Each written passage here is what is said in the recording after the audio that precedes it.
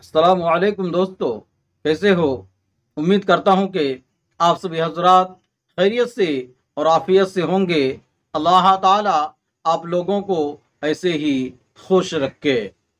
आज की बात है, आप अपनी मसरूफ ज़िंदगी से चंद मिनट को निकाल करके पूरा ज़रूर सुने, क्योंकि इस्लाह मुआशरा के लिए बड़ा ही ज़बरदस्त है।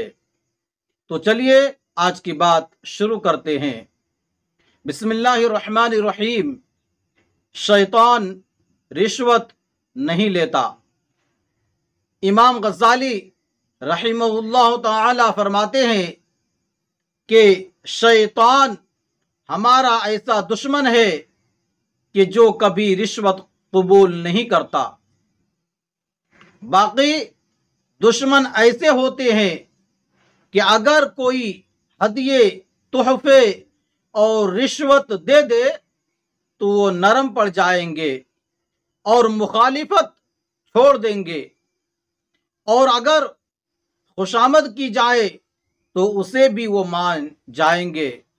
मगर शैतान वो दुश्मन है जो ना तो रिश्वत कबूल करता है और ना खुशामद कबूल करता है।